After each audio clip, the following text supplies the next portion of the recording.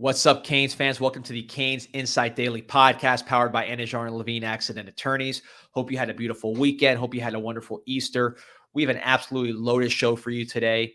We are meeting with Canes Connection athlete Francisco Kiko Mauigoa, first team All-ACC linebacker this year, key player for the Canes. We're also going to football school with Coach Mike Zuckerman, 10-year college coaching vet. He's going to talk to us about tackling, a lot of rule changes in tackling, hip drop tackle band, rugby tackling, all these kind of things we hear. What do they actually mean? He will take us to football school. But first, we're going to talk to Kiko Mauigoa. Awesome interview, awesome kid, and a real critical leader for this Miami Hurricanes program. And if you get in an accident, someone you care about gets in an accident, you are going to want a leader. You don't want a lawyer that you're going to have to carry around and teach the ropes. You want someone who's going to guide you through the process, who's been through it a million times, and who's experts in every step. That's Anijar and Levine. Dial 1-800-747-FREE, 1-800-747-3733. Take back control of your life with the leaders in the field, Anijar and Levine. So without further ado, let's talk to Kiko. All right, Canes fans, very excited to be joined right now by Canes Connection athlete and Miami Hurricanes linebacker, Francisco Kiko Mauigoa. Kiko, man, thank you so much for joining me today. I know the fans were very excited about what you brought to the table and brought to this locker room last year. So excited to get to know you a little bit today. Thank you. It's a pleasure to be on here. So talk to me, man. Obviously from American Samoa, originally, you and your family. The adjustment to Pullman, Washington State, obviously was different. But are there any similarities between American Samoa and Miami, whether it's weather, culturally, anything like that? Yeah, I mean, I feel like it's very similar in the weather. Like back home is very tropical. We only got one season. It's always hot year round. And coming here is basically the same. And I'm kind of like used to it. It wasn't a hard adjustment. And I feel like for people too, it's just it's almost the same. People are very, very energetic and very enthusiastic. And it's that's where I'm from, and that's how people are. So pretty much the same. Let's talk a little bit about your athletic background, your background in football. You're playing linebacker now, but I know you played all over the place in high school, right? So talk to us a little bit about kind of how you ended up at the position you're at and, everything else that you played in other sports and stuff like that growing up. Yeah, for sure. When I first started playing football, I was a quarterback, and I started out as a quarterback for 4 years, like since youth football. And then I kind of made a transition from quarterback to linebacker on my junior year when I played at California. And, I just got a little big, and I think that's when I kind of hit my growth spurt and just grew out of nowhere. And, I fell in love with the position, and I just love being physical. I came downhill, I love tackling people. It was just part of who I was and who I am. Just being able to be aggressive and, be physical, which is part of football that I love the most. Obviously, you can see that anytime you watch you play the game. But I have to imagine that you haven't played quarterback, reading the field, reading the defense, had to have helped you make that full-time transition, and is a big part of your game today and why you are the leader you are. Yes, I mean, being a quarterback really helped me be I'll say a good linebacker. And part of that is just knowing types of schemes, and it kind of made me understand the defense more, where to drop, where to, on reach, on which route concept to cover. And it just made it a lot easier for me to transition from quarterback to linebacker. It was because of me coming as a quarterback, knowing the type of routes and the type of defense, where to target when the weakness of the defense. So, yeah. Kiko, you're living an amazing dream that a lot of people couldn't even imagine, being able to play at the highest level with your brother, right? I mean, just talk about the bond that you guys have and your family as a whole, what this experience is like for them to be able to see you play, every week, and I have to imagine that was part of your decision to come back, and play another year here. I mean, it's an amazing opportunity to have your family at every game, and especially when you get a brother that you could play with at this level. Not a lot of people get that opportunity, and I'm blessed to be in that shoes, to be playing by my brother, and for my family to be here is just a blessing. Like, I can't exaggerate more like how much of a blessed opportunity that is to be here with my family. And yeah, I mean, growing up with my brother, we lived in the same household almost, since we were young, and I don't think we could be separated. It was big. That was a big part of a decision of me coming back. It was just, I saw something growing over here, and my brother coming here for, he got 3 more years. I want to be part of his journey too. Maybe we could be at the next level, but we're focusing on, being the best players we could be at the moment. So, yeah. Now that we're on the topic of family, I want to talk a little bit about Canes Connection. Obviously, you have it there on your polo, and this interview is, in partnership with them. How has Canes Connection helped you, Kiko, in your time working with them? I mean, I feel like K Connection really helped us build our brands, really get out to the community, help the community, and really establish a really strong bond with the community. So that part of K Connection is what I love the most, and it's just bringing us all together with the community. So yeah. Yeah, and no, obviously you guys are more than just football players. Yes. And it's so important to build that brand outside of the game. But it seems like you're someone who does love to be in the community, give back, and I'm sure we'll see more of that in the future as well. A few more things here, Kiko. Talking about you kind of being the veteran in that room, right? You come in right away last year and already seemed like you were that vet in the room, right? But now coming back another year here, young group, but an exciting group in that linebacker room. A lot of athleticism, a lot of guys who can fly sideline to sideline, right? I talked to Wesley last week, talked to Popo. So you feel the energy, right? That's building in there, right? Talk to me a little bit about that room and how you've seen the growth there in your year here in Miami. I mean, when I first stepped in here at Miami, the guys that were here last year really welcomed me with open hands, and we just got into business. Like, it was we were competing for spots, and it was nothing personal. It was just us trying to get each other better. And I think that's what stands out the most over here at the program. It's just our coaches and the culture over here is just trying to create an environment where we could compete and grow. And that's a big part of it. And seeing these young guys that came in last year grow and make a big steps for themselves is just amazing journey to watch. And I'm just here for it. And it's a blessing to be part of their journey. And I could, build a relationship with these guys that will go a long way, which is really big part of, being a football player, is connected with people, and that will, go a long way. So, and look, I think any position group kind of takes the personality of the coach in that room. And Coach Derek Nicholson, you've talked about him a ton in interviews before. Obviously now the co-defensive coordinator as well, so he gets a nice promotion. Just talk about your relationship with him and what he brings to that room.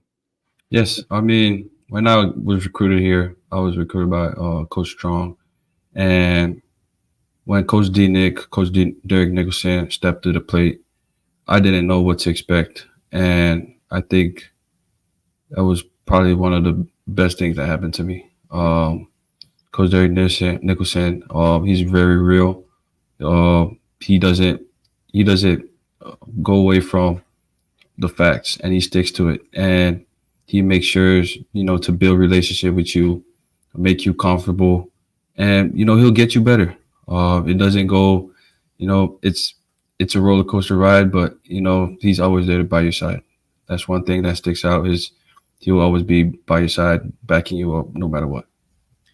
Kiko, getting away from football here real quick, let's get to know you off the field, right? I mean, when you have some free time, when you aren't studying film, when you aren't doing school stuff, when you aren't with the family, what are some of the things you're interested in? What are some of the things you do when you have a little free time to yourself?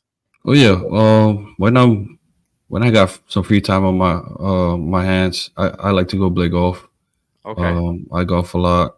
I think that was the first sport I was introduced to, and I kind of just fell in love with it. And I think golf is a sport that could go a long way because it doesn't have an age limit. So I like playing golf. It's either that or the beaches here are nice too. So you go here and there, and I play volleyball. So I got a lot of stuff going on, but they all provided here. I mean, Yeah. even the weather here, it's amazing. Mhm. So yeah, Listen, I'm a big golf guy myself, man. There's a lot of life lessons in golf. You got to keep your cool after yeah, you hit a you're bad right. You know shot. about that one. Yep. Where do you play down here? I go to the Granada, the nine hole There you go. course, Get a quick 9 in, and quick then nines. Yep. head right back to campus. Head- You can Yep. sneak it in. You can see it's easy to sneak in those 9 over there. Yeah, you're right. So something I definitely had to ask you about is you're wearing that number 1 this year, right? And that means something with Coach Cristobal. You're going to be, the first player. Obviously, Cam Ward is wearing it as well on offense, but first player at Miami under Coach Cristobal is going to be wearing that number 1. So what does that mean to you? And I mean, is it something that now that you have it, it's like, man, I gotta live up to that, right? Because it's something special. I mean, being number one, it's a number that stands out, and it's a pleasure for me to get chose to wear that number by Cristobal. And I played number one. My number in high school was number one, and I kind of want to end my year here with the bang, and I kind of requested for number one, but it's no pressure. I just like to keep it neutral, a neutral thinking about it, and just play my game. Just that's just be myself. To be honest with you. Last question here before I let you go. Obviously, there's a lot made of the relation with you and your brother. We talked about it here. After having such an incredible first year for him, right? What has been your message to him? I mean, if there even is one, he may already know, what he has to do. I think he has his head on pretty straight, but I mean, what do you think that next step is for him? I mean, for Francis, he's still got a long way to go. He's still got room to improve, still got room to mature, but he has grown like tremendously over the year. He has very great will to get better, and nothing will get in the way of him trying to work on his craft, trying to improve every single day. And I won't take that away from him. I love that he's very disciplined. He's committed, and he has pride in what he does, and he doesn't take that lightly. One thing I would say for him to do is keep it consistent. Have a consistent habit of trying to get better, trying to work on the things that you're not good at. So when the time comes or when the opportunity presents, you're ready for it. So yeah. Kiko, man, awesome mentality. Obviously, talking about your brother there, but I know you keep that same mindset for yourself as well. So we really appreciate your time today again with Canes Connection. Canes fans, go sign up. There's no better way to support the Canes athletes than through Canes Connection, the official NIL of the University of Miami. So Kiko, thank you, man. Once again, best of luck this season. We're excited to see you go out there and make it happen. Thank you. Appreciate you. Awesome interview with Kiko Mauigoa. As you can see, great kid. You watched the games last year. You know he's a great player. If you want to keep watching great athletes with great character, do your part. Support Canes Connection, the official NIL collective of Miami Athletics. Listen, everybody in the country wants great players, great athletes with great character, especially out of the portal when everybody knows they can play. So listen, if you want that to continue, Do your part. Sign up for Canes Connection today. Use promo code CIS, get 20% off the first month, plus access to a private Zoom call/chat where you can talk about things that I had no kind of inside information that I can't share with the public. I think we should be doing our first one possibly this week, if not very, very soon. We're also going to have an exclusive event at Titanic after the spring game, not this Saturday, but the following Saturday, right after the spring game, with Canes Connection athletes, Canes Connection members. I'll be there recording live. It's going to be an awesome event. Peter will be there as well. So again, promo code CIS, 20% off the first month. You can see in the video how to sign up. And then you get access to all these great events, plus the normal Canes Connection stuff. Sign up today. All right, now we're going to go to football school. Football school is brought to you by Caneswear. You know about Caneswear, number one for Miami sports, whether it's Heat gear, Marlins gear, Dolphins gear, basketball, baseball, football for the Canes. Panthers are rolling, and get that. Anything you need in Miami, you can get at caneswear.com or at the store in Arrowhead Plaza. It is sports fans heaven if you're a Miami sports fan. All the TVs, the community, the service is great. And if you're at home, caneswear.com will take care of you. Caneswear, the spot where Miami fans shop. All right, now, football school. Coach Mike Zuckerman, 10-year coaching vet. He is going to break down some of the new tackling rules, some of the old trends and changes in tackling. It is a very, very informative interview. He does a great job always to educate us. So check out the interview with Coach Mike Zuckerman, football school. All right, joining us now on the Canes Insight podcast for his weekly segment, Mike Zuckerman, Coach Zuck, former college coach, former staffer at the University of Miami, former linebacker coach at Utah State as well. Zuck, how you doing today? Doing good, man. How you doing? I'm doing well, man. It's an interesting topic of conversation today, right?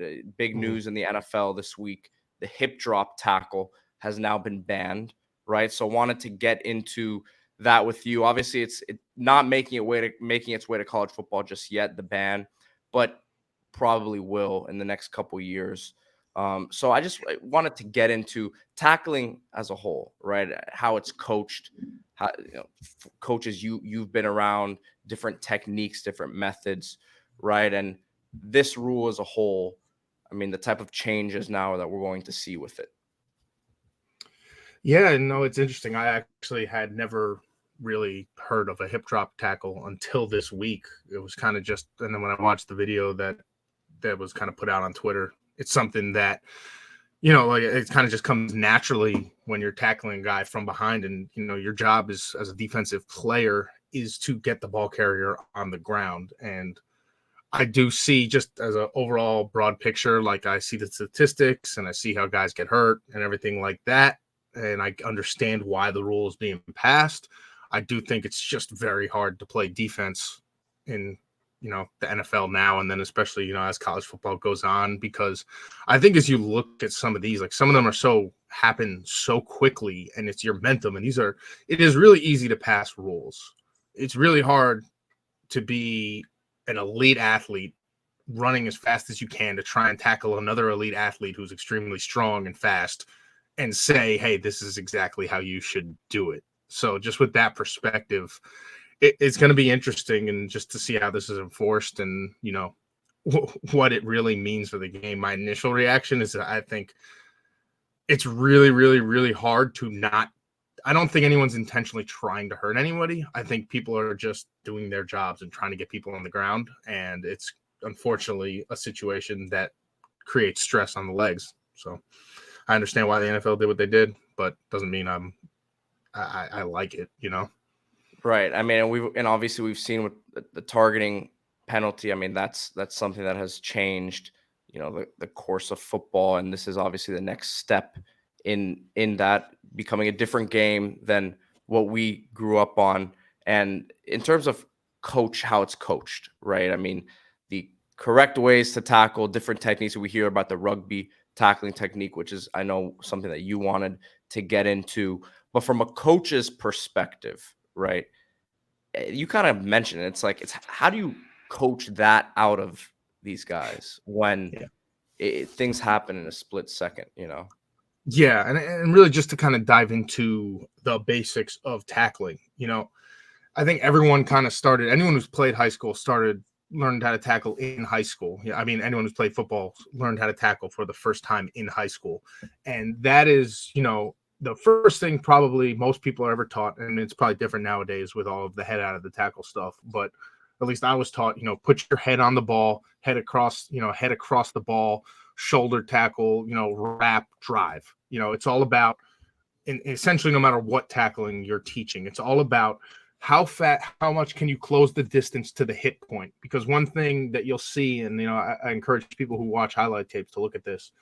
If someone runs, and I mentioned this in the last video, if you run through a tackle, that means you close all the distance to the ball carrier and get yourself into a position where you're right next to him and then run your feet through, then you're going to be a good tackler. When you're leaving your feet or stopping your feet with more distance between you and the ball carrier, it's more difficult to make a tackle. So a lot of times we call that getting to the hit point in terms of closing that distance. But everything was always put your face on the ball. That's how you force fumbles and everything. And that's fine. Like let's say if I had the ball in this hand and you're coming from this side, when you put your face on the ball, your head's out of the tackle. Whether you know it or not, you just did a rugby tackle. That's Right. where I laugh sometimes. And I'm sorry, I'm going on a little bit of a sidebar here, but I got ingratiated into the rugby tackling, and I can never see tackling the old way again, which I'll get into. Yeah. But people don't even realize what a rugby tackle is and how often so many good tackles are rugby tackles. But anyway, so yeah, you're saying if the ball was here, you're putting your face here, even if you're coming from that side. Now, if the ball carrier, if the tackler was coming from here and the ball's here, you're saying put your face across the ball. But couple of issues with that and why the rugby tackling started. First of all, when your head's coming across someone's body and they're going forward, that's a collision on your head.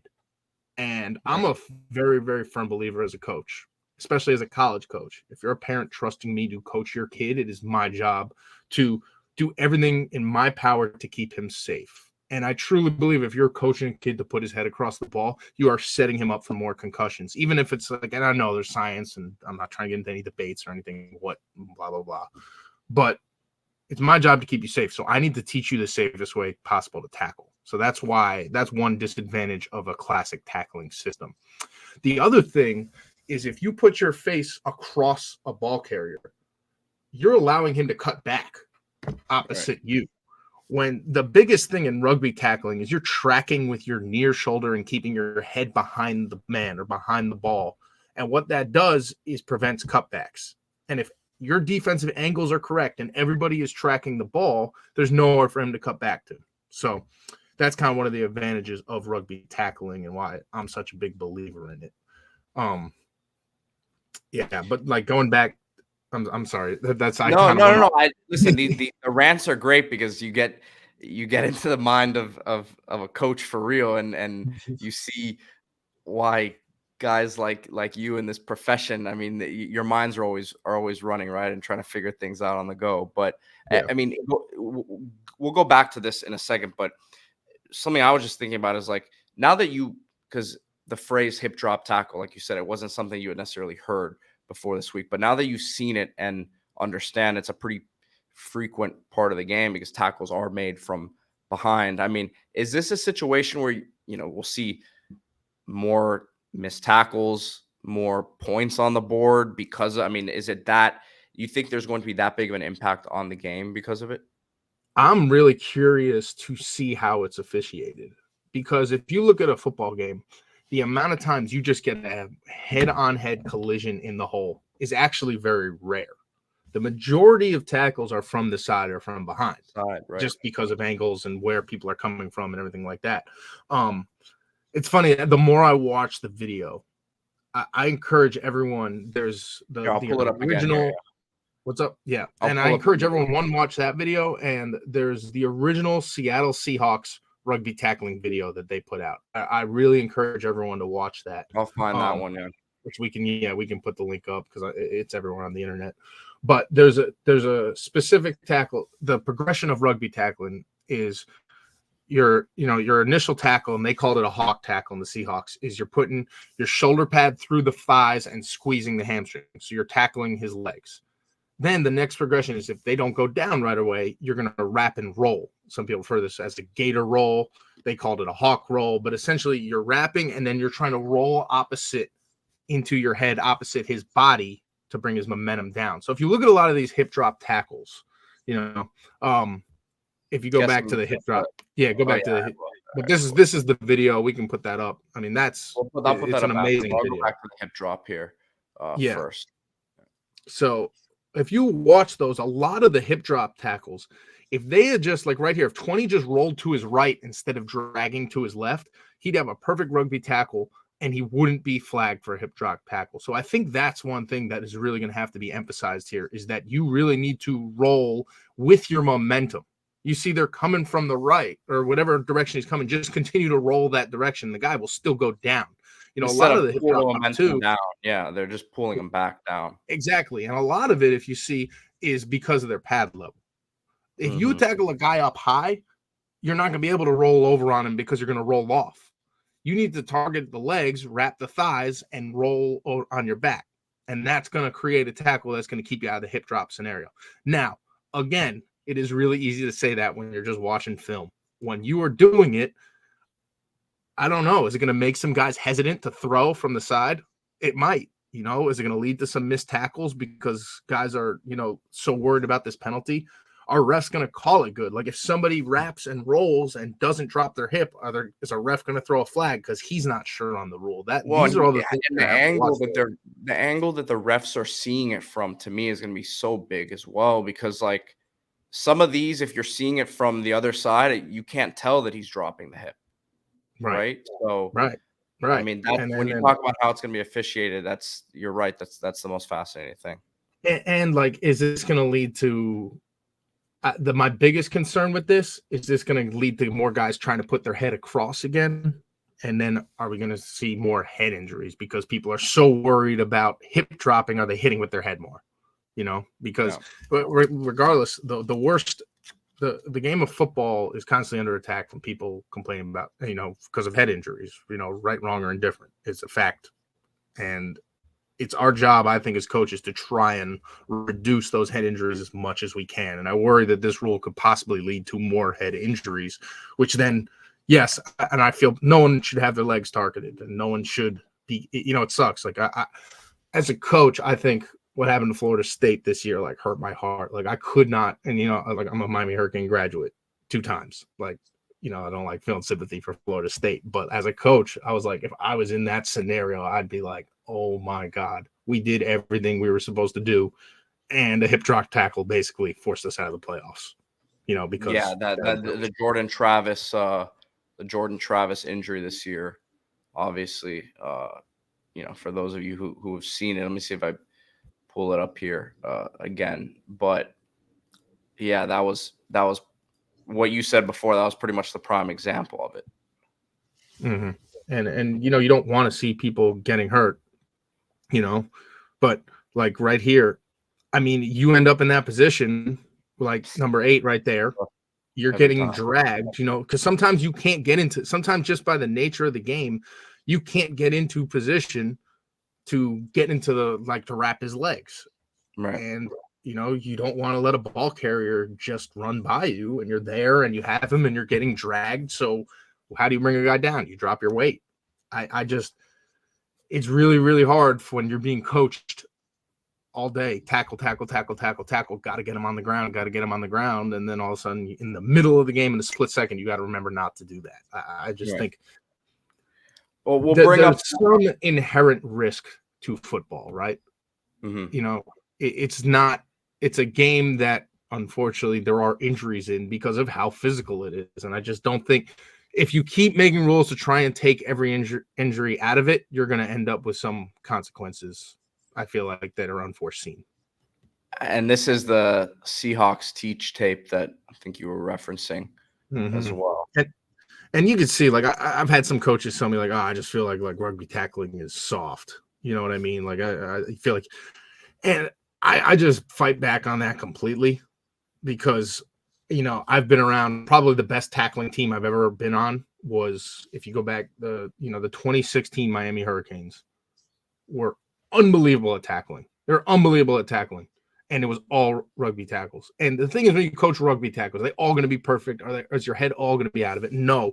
But essentially what it's doing is giving you a system of how to tackle. And and it really comes down to the premise that a man can't run without his legs, Right. and he gets to these 4 here, and we don't need to end up going all through it. But it gives you, not only is it giving you, a way to tackle safe, it gives you a progression of how and when to use a certain type of tackle. Because I've been places where it's like they kind of coach tackling, and they're like, these are the tackles you use. And then I've been places with systems, and even if it wasn't rugby, I feel like the best way to coach tackling is not just be like, hey, wrap up, hey, you got to get him on the ground. Is okay, what tackle should you have used here?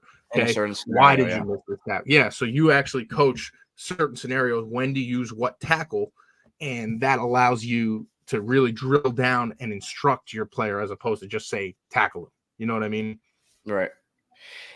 I guess kind of wrapping this all into, not only the Canes, but just young linebackers and coaching it, right? I mean, you get some of these guys who are converted safeties these days, right? Haven't really played not only the linebacker position, but they're getting by on pure athletic ability and physicality, right? At the high school level.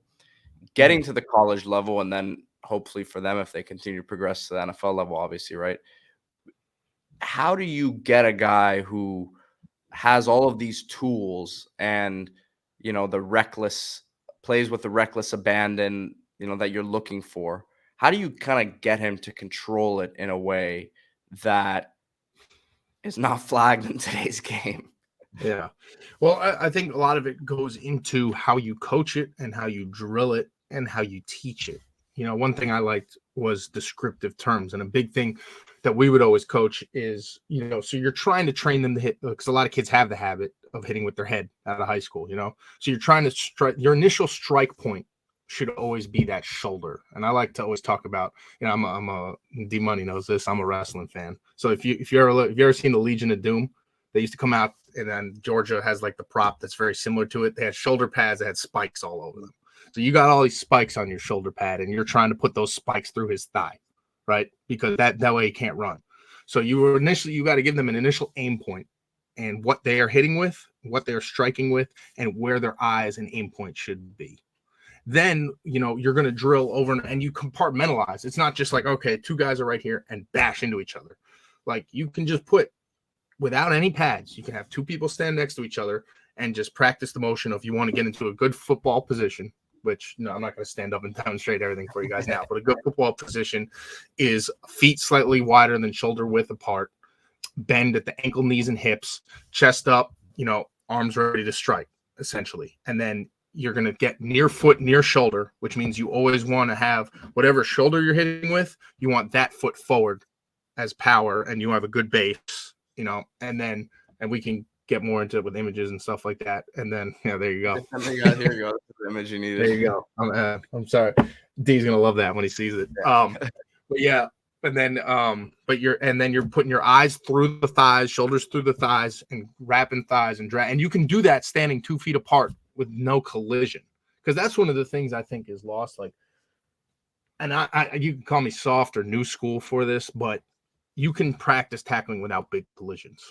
And the body I really believe the body only has so many collisions in it. So if you're going to bang, bang, bang, bang, bang, your body's going to stop at some point. If you're doing that in like week 10, the players are not going to react to it well. So you need to find ways to drill these things in little compartmentalized ways that teach every aspect of it. The other thing, which is a great drill, which you can watch it at the end of the I believe it's in the Seahawks video. It's a track tackle drill. You might have seen this before at a camp. Essentially, you just track a guy's hip, and when he breaks down, you break down. And what you're coaching in that drill is going full speed, but then coming to balance and getting into position to make a tackle, and then full speed and then coming to balance, because that trains them and allows the kids to see how fast can I go, but still get myself back into a football position to make a tackle. And the most elite athletes can be running fast as they possibly can at the last second, drop their hips, get low, and get into a football position easily. And that's one of my favorite evaluation drills at camps too, because you can see which kids have the body control to be able to do that. Right. So I think it's repetition. I mean, I can tell you, in my time in Miami, we practiced tackling every single day, and not even without pads.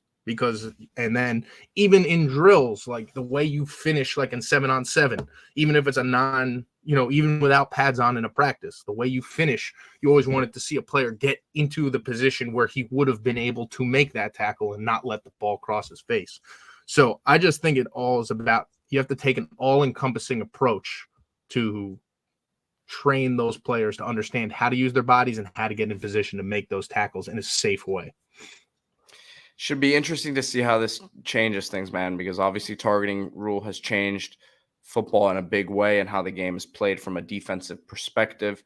And I would expect this to definitely change some things as well. Like we said, not in college football just yet. It has been tabled for now, but you'd expect it to come probably next year or the year after.